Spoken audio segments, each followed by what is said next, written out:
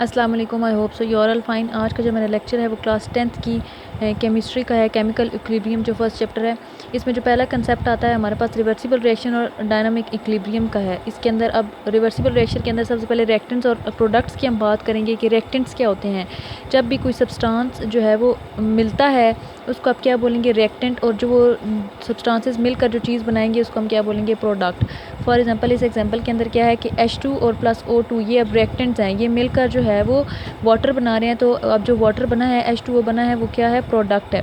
यहाँ पे रिएक्टेंट्स और प्रोडक्ट्स हो गया। उसके बाद इरिवर्सिबल रिएक्शन है। इरिवर्सिबल रिएक्शन ऐसा रिएक्शन होता है जिसके अंदर प्रोडक्ट्स दोबारा से मिलकर रिएक्टेंट्स नहीं फॉर्म कर सकते, उसको आप क्या बोलते हैं, रिवर्सिबल रिएक्शन बोलते हैं। और इन रिएक्शंस को ये कहा जाता है कि ये जो है वो रिएक्शन कंप्लीट हो चुका है, मतलब ये दोबारा वापस मुड़ नहीं सकता ये रिएक्शन। तो इस रिएक्शन को इस वजह से कंप्लीट बोला जाता है और इसके लिए एक सिंगल एरो यूज़ किया जाता है रिएक्टेंट्स और प्रोडक्ट्स के दरमियान। इसी के ऑपोजिट रिवर्सिबल रिएक्शंस होते हैं। ये ऐसे रिएक्शंस होते हैं जिनके अंदर जो प्रोडक्ट्स होते हैं वो दोबारा से मिलकर रिएक्टेंट्स जो है वो बना सकते हैं। तो इस रिएक्शन को हम क्या बोलते हैं, रिवर्सिबल रिएक्शन। और ये ऐसे रिएक्शन होते हैं जो है वो कंप्लीट नहीं होते, क्योंकि बार बार जो है वो रिएक्टेंट्स प्रोडक्ट्स बनाते रहते हैं और प्रोडक्ट्स जो है वो रिएक्टेंट्स बनाते रहते हैं। इस वजह से हम इसको कहते हैं कि ये कंप्लीट रिएक्शन नहीं है। इसको डबल एरो से शो किया जाता है। रिएक्टेंट्स और प्रोडक्ट्स के दरमियान हम डबल एरो लगाते हैं। आगे आपके पास रिवर्सिबल रिएक्शन की जो है वो दो टाइप्स होती हैं, एक फॉरवर्ड रिएक्शन होता है और एक रिवर्स रिएक्शन होता है। अब हम इनको फॉरवर्ड और रिवर्स रिएक्शन को हम एग्जांपल के थ्रू समझते हैं। सबसे पहले हम लोग एक रिएक्शन लेते हैं जिसमें हमने हाइड्रोजन और आयोडीन लिया है। अब आयोडीन जो है वो पर्पल कलर का होता है, जो आगे से प्रोडक्ट बनाएगा हाइड्रोजन आयोडाइड, और जो हाइड्रोजन आयोडाइड प्रोडक्ट बनेगी वो क्या होगी, कलरलेस होगी। तो ये ईजिली हमें समझ आएगा कि इसके अंदर रिएक्शन के अंदर क्या हो रहा है। जैसे कि इस पिक्चर में भी दिखाया जा रहा है कि हमारे पास हाइड्रोजन गैस और आयोडीन गैस के अभी पर्पल वेपर्स हैं। ये एक फ्लास्क के अंदर इनको बंद किया गया, तो ये अभी कंबाइन हुए हैं। तो हमारे पास जो पर्पल कलर था वो फेड हो गया। आयोडीन गैस का जो पर्पल कलर था वो पूरे के पूरा फेड हो गया। तो हमारे पास हाइड्रोजन आयोडाइड गैस बनी है, ये कलरलेस बनी है। कॉम्बिनेशन का मतलब होता है कि जब रिएक्टेंट्स जो है वो मिलकर प्रोडक्ट बनाते हैं। इस तरह से जब डिकम्पोजिशन हुई है, डिकम्पोजिशन का मतलब होता है कि प्रोडक्ट दोबारा से रिएक्टेंट में चेंज हो जाता है। तो उसके अंदर क्या हुआ, हमारे पास दोबारा से पर्पल कलर अपीयर हो गया। तो इसका क्या मतलब है कि ये रिएक्शन रिवर्सिबल है, कि पहले रिएक्टेंट ने प्रोडक्ट बनाया है, फिर उसी प्रोडक्ट जो है वो डिकम्पोज होकर उसने रिएक्टेंट्स दोबारा से बना दिए हैं, हाइड्रोजन आयोडीन दोबारा से बना दिए हैं।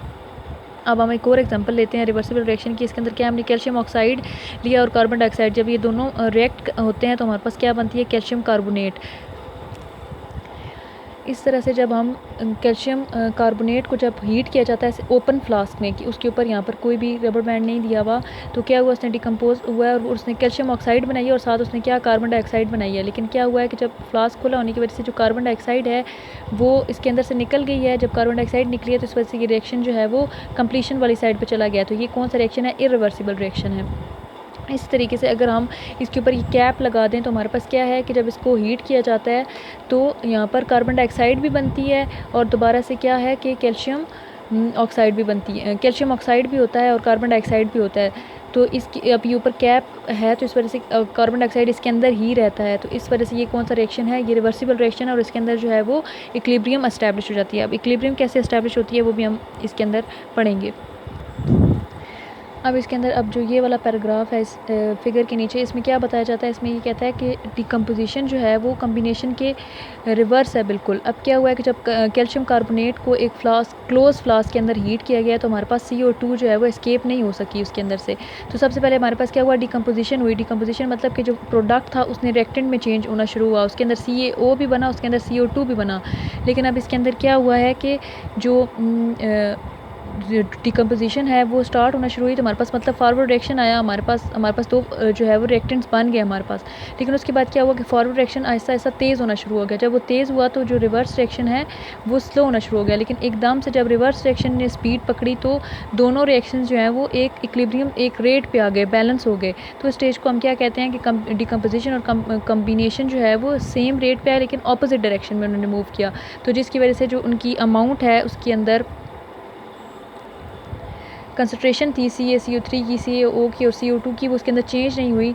तो वो रिएक्शन ऐसे ही चलता रहा है, उसके अंदर मज़ीद कोई चेंज नहीं आया। तो इस वजह से हम इस रिएक्शन को इस तरह लिखेंगे और हम इसके अंदर क्या लगाएंगे, डबल एरो लगाएंगे। अब यहाँ पे क्या हुआ है, यहाँ पे हमारे पास इक्विलिब्रियम आ गई है। इक्विलिब्रियम बेसिकली क्या होता है कि बैलेंस जिसको कहते हैं कि उसको इक्विलिब्रियम कहते हैं। अब केमिकल इक्विलिब्रियम स्टेट क्या होती है कि जब हमारे पास फॉरवर्ड रिएक्शन का रेट और रिवर्स रिएक्शन का रेट जब आपस में इक्वल हो जाते हैं, एक पॉइंट पर पहुँच जाते हैं और उसका जो मिक्सचर है, फॉर एग्जाम्पल जैसे CaCO3 और CO2 और CaO, इनके अंदर कोई चेंज नहीं आता, ये कॉन्स्टेंट हो जाते हैं, तो उसको हम क्या बोलते हैं कि केमिकल इक्विलिब्रियम स्टेट। और केमिकल इक्विलिब्रियम स्टेट के अंदर जो है वो आगे फर्दर 2 पॉसिबिलिटीज़ होती हैं। इसकी 2 टाइप्स होती हैं, एक हमारे पास स्टैटिक इक्विलिब्रियम होता है और एक हमारे पास डायनामिक इक्विलिब्रियम होता है। स्टैटिक इक्विलिब्रियम के अंदर क्या होता है कि जब हमारा रिएक्शन जो है वो रुक जाता है, वो मज़ीद आगे नहीं चल सकता, उसके ऊपर जो फोर्सेज लग रही होती हैं वो ज़ीरो हो जाती हैं, उसको हम स्टैटिक इक्विलिब्रियम कहते हैं। फॉर एग्जांपल जैसे हमारे पास कोई बिल्डिंग खड़ी हुई है तो उसके ऊपर अब जो सारी फोर्सेज लग रही हैं वो सारी की सारी बैलेंस है, इस वजह से वो बिल्डिंग जो है वो गिरती नहीं है, इसको आप स्टैटिक इक्विलिब्रियम कहेंगे। लेकिन अब डायनामिक इक्विलिब्रियम स्टेट के अंदर क्या होता है कि जब रिएक्शन हमारे पास रुकता नहीं है, जब हमारे पास रेट ऑफ फॉरवर्ड रिएक्शन और रिवर्स रिएक्शन आपस में इक्वल हो जाते हैं और अपोजिट डायरेक्शन में मूव करने लग जाते हैं, जैसे यहाँ पर हुआ कि डिकम्पोजिशन भी हो रही है और कम्बिनेशन भी हो रही है, कि ये फॉरवर्ड रिएक्शन भी हो रहा है और ये रिवर्स रिएक्शन भी हो रहा है। तो ये आपस में जब इक्वल अपोजिट डायरेक्शन में जब आपस में इक्वल आ जाते हैं, रिएक्शन एक पॉइंट पर पहुँच जाते हैं, तो उसको हम क्या बोलते हैं, dynamic equilibrium state. Dynamic equilibrium state का यही मतलब होता है कि रिएक्शन जो है वो कंटिन्यू करेगा और रिएक्शन कहीं पर जाकर रुकता नहीं है। तो इसमें अब डायनामिक इक्विलिब्रियम स्टेट के आगे आपके पास इक्वेशन दी हुई है कि रेट ऑफ फॉरवर्ड रिएक्शन जो है वो रेट ऑफ रिवर्स रिएक्शन के इक्वल हो जाता है, एक पॉइंट पर आकर ये इक्वल हो जाते हैं, जिसकी वजह से जो है वो ये रिएक्शन कंप्लीट नहीं होता, ये रिएक्शन आगे चलता रहता है। अब आगे पैराग्राफ में वो क्या बताता है कि सबसे पहले क्या बताया उसने कि कंसंट्रेशन क्या होता है कि कोई भी आपकी अमाउंट है जो आपने अपने फ्लास्क के अंदर ली हुई है, या कोई आपने डिफाइंड स्पेस एक है उसके अंदर आपने कोई अमाउंट ली हुई है, उसको आप क्या बोलते हैं, कंसंट्रेशन। सबसे पहले क्या था कि कंसंट्रेशन जब उस फ्लास्क के अंदर रिएक्टेंट्स को डाला गया तो उनकी कंसंट्रेशन बहुत ज़्यादा थी एज़ कम्पेयर टू प्रोडक्ट्स, क्योंकि अभी रिएक्टेंट्स जो है वो आपस में कंबाइन हो रहे थे, उन्होंने प्रोडक्ट बनाना था, तो इस वजह से जो फॉरवर्ड रिएक्शन था वो बहुत ज़्यादा फास्टर था as compare to reverse reaction. लेकिन जैसे जैसे रिएक्शन आगे बढ़ा तो रिएक्टेंट्स की कंसंट्रेशन कम होती गई, क्योंकि वो प्रोडक्ट बनाने की तरफ चला गया, तो प्रोडक्ट की जो कंसंट्रेशन है वो इंक्रीज़ होती गई, इस वजह से फॉरवर्ड रिएक्शन जो है वो स्लो होता गया और रिवर्स रिएक्शन जो है वो इंक्रीज़ होता गया। इस तरह से इसने यहाँ पर इस ग्राफ में शो भी किया हुआ है कि जो दोनों रेट्स जब आकर एक पॉइंट पर मिल जाते हैं, इनकी कंसंट्रेशन मज़ीद आगे कांस्टेंट हो जाती है। मतलब इसके ऊपर आप कोई भी अप्लाई कर लो, किसी किस्म का भी आप इसको टेम्परेचर दे लो, प्रेशर दे लो, कुछ भी दे लो, ये मज़ीद आगे रिएक्शन मतलब नहीं चलेगा। ये मोड़ जोड़ के वो क्या करेगा कि प्रोडक्ट्स रिएक्टेंट्स बनाएंगे और रिएक्टेंट्स मोड़ के प्रोडक्ट्स बनाएंगे, तो इस स्टेट को हम क्या बोलते हैं, इक्विलिब्रियम स्टेट। इस तरह से आगे इक्विलिब्रियम स्टेट के लिए एक और एग्जांपल दी हुई है कि इसके अंदर क्या है कि अगर हम एक रिएक्शन लेते हैं, जैसे हाइड्रोजन और आयोडीन वेपर्स है, जब ये दोनों इनके मॉलिक्यूल्स आपस में रिएक्ट करते हैं तो ये हाइड्रोजन आयोडाइड बनाते हैं। फिर उसी टाइम पे कि हाइड्रोजन आयोडाइड के कुछ मॉलिक्यूल्स डिकम्पोज होते हैं, वो दोबारा से क्या बना देते हैं, हाइड्रोजन और आयोडाइन। इसके बाद अब क्या है कि बिगनिंग के अंदर क्या हुआ है कि कंसंट्रेशन जो रिएक्टेंट्स की कंसंट्रेशन है वो ज़्यादा है एज़ कम्पेयर टू प्रोडक्ट्स के, लेकिन फॉरवर्ड रिएक्शन जैसे जैसे आगे बढ़ता जाएगा ऐसे ऐसे रिवर्स रिएक्शन जो है वो मतलब उसकी स्पीड कम होगी। लेकिन अब क्या है कि जैसे जैसे रिएक्शन आगे बढ़ेगा, रिएक्टेंट्स की जो कंसंट्रेशन है वो डिक्रीज़ होना शुरू हो जाएगी, क्योंकि अब प्रोडक्ट की जो कंसंट्रेशन है वो इंक्रीज़ होना शुरू हो गया। जब प्रोडक्ट की कंसंट्रेशन इंक्रीज़ होना शुरू हो जाएगी तो आपके पास जो फॉरवर्ड रिएक्शन है वो डिक्रीज़ होगा और आपका जो रिवर्स रिएक्शन है वो इंक्रीज़ होना शुरू हो जाएगा। अब एक डिक्रीज़ हो रहा है और एक इंक्रीज़ हो रहा है, तो वो एक ऐसे पॉइंट पर आकर स्टॉप हो जाएंगे, जैसे ऊपर ग्राफ में भी दिखाया हुआ है। तो यहाँ पर ये क्या है कि एक इक्विलिब्रियम स्टेट बन जाएगी। अब इक्विलिब्रियम स्टेट में क्या होता है कि जो कंसंट्रेशन है हाइड्रोजन की, आयोडीन की और हाइड्रोजन आयोडाइड की, ये कांस्टेंट हो जाएगी। इस वजह से हम इसको इस तरह लिखते हैं रिवर्सिबल रिएक्शन को कि H2+I2 डबल एरो डाल के और 2HI। आगे आपके पास मैक्रोस्कोपिक कैरेक्टरिस्टिक्स हैं फॉरवर्ड और रिवर्स रिएक्शन के। फॉरवर्ड रिएक्शन में क्या होता है कि इसके अंदर जो रिएक्टेंट्स हैं वो रिएक्ट करते हैं और प्रोडक्ट्स बनाते हैं, लेकिन रिवर्स रिएक्शन में उल्टा होता है कि इसके अंदर प्रोडक्ट्स रिएक्ट करते हैं और रिएक्टेंट्स जो हैं वो बनाते हैं। मतलब इसके अंदर कम्बिनेशन होती है फॉरवर्ड रिएक्शन के अंदर, और रिवर्स रिएक्शन के अंदर क्या है, डिकम्पोजिशन होती है। फॉरवर्ड रिएक्शन जो है वो लेफ़्ट टू राइट आता है और reverse reaction right to left जाता है। फॉरवर्ड रिएक्शन के अंदर इसकी इनिशियल स्पीड जो होती है फॉरवर्ड रिएक्शन की वो फास्ट होती है, क्योंकि इसके अंदर रिएक्टेंट्स की जो कंसंट्रेशन है वो ज़्यादा होती है, अमाउंट ज़्यादा होती है। इसी तरह से रिवर्स रिएक्शन के अंदर क्या है कि बिगिनिंग के अंदर रेट ऑफ रिवर्स रिएक्शन जो है वो निग्लिजिबल का मतलब है कि ना होने के बराबर होता है उसका जो स्पीड होती है। उसके बाद है कि फॉरवर्ड रिएक्शन जो है वो स्लो डाउन ग्रेजुअली, कि मतलब वो आहिस्ता आहिस्ता जो है वो नीचे आना शुरू हो जाता है फॉरवर्ड रिएक्शन, क्योंकि उसकी कंसंट्रेशन कम होना शुरू हो जाती है रिएक्टेंट्स की। और रिवर्स रिएक्शन इस वजह से स्पीड अप ग्रेजुअली की आहिस्ता आहिस्ता उसकी स्पीड बढ़ती है। जैसे रिएक्टेंट्स की कंसंट्रेशन कम होगी तो ऑपोजिट में क्या होगा कि प्रोडक्ट की कंसंट्रेशन ज़्यादा होगी, तो आपके पास रिवर्स रिएक्शन की स्पीड जो है वो आहिस्ता आहिस्ता ऊपर जाना शुरू हो जाएगी। आगे आपके पास मैक्रोस्कोपिक कैरेक्टरिस्टिक्स हैं डायनामिक इक्विलिब्रियम के। इसके अंदर क्या है कि इक्विलिब्रियम जो है वो हमेशा सिर्फ जो क्लोज सिस्टम होता है उसके अंदर आप इक्विलिब्रियम स्टेट को अचीव कर सकते हो, जिसके अंदर सब्सटेंसेस जो हैं वो ना तो इंटर हो सके मज़ीद और ना ही उसके अंदर से निकल सके। ये इसकी एक एग्जांपल पीछे आपके पास थी कि जिसके अंदर आप ने फ्लास्क को खुला रखा था तो CO2 जो है वो निकल गई थी, तो वहाँ पर इक्विलिब्रियम स्टेट नहीं अचीव हुई थी, वो रिएक्शन कंप्लीट हो गया था। आगे है कि इक्विलिब्रियम स्टेट के अंदर रिएक्शन रुकता नहीं है, फॉरवर्ड और रिवर्स रिएक्शन मतलब चलते ही रहते हैं लेकिन ऑपोजिट डायरेक्शन में चलते रहते हैं। आगे आपके पास थर्ड इसकी माइक्रोस्कोपिक कैरेक्टरिस्टिक ये है कि इक्विलिब्रियम स्टेट के अंदर जो अमाउंट होती है रिएक्टेंट्स और प्रोडक्ट्स की, जिसको आप कंसंट्रेशन भी कहते हैं, वो चेंज नहीं होती, उनकी फिजिकल प्रॉपर्टीज़ भी चेंज नहीं होती। आप उनके ऊपर चाहे जब एक दफ़ा इक्विलिब्रियम स्टेट आपके पास आ गई है लेकिन उसके ऊपर आप जितना मर्जी प्रेशर टेम्परेचर कुछ भी दे लो मज़ीद, तो वो मज़ीद उसके अंदर चेंजिंग नहीं आएगी, वो कांस्टेंट हो जाएगा।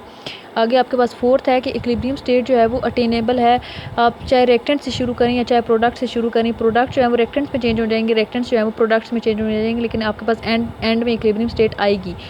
आगे पांचवी है कि इक्विलिब्रियम स्टेट को आप डिस्टर्ब भी कर सकते हैं और उसको दोबारा से अचीव कर सकते हैं, उसको उसके मुताबिक जो है वो टेम्परेचर देकर, कंसंट्रेशन देकर और उसको प्रेशर देकर आप दोबारा से इक्विलिब्रियम स्टेट को अचीव कर सकते हैं।